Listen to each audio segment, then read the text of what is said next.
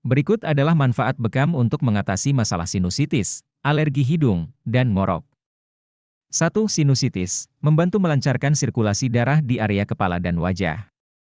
Mengurangi peradangan dan pembengkakan pada rongga sinus. Membantu mengurangi produksi lendir berlebih. 2. Alergi hidung, meningkatkan fungsi imun tubuh untuk melawan alergen. Membantu membersihkan saluran pernapasan dari lendir dan iritasi. Mengurangi gejala seperti hidung tersumbat dan bersin-bersin.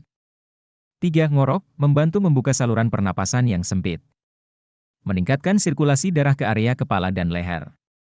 Membantu relaksasi otot-otot yang tegang di sekitar saluran pernapasan. Pastikan melakukan bekam secara rutin sesuai kebutuhan dan dilakukan oleh terapis yang ahli.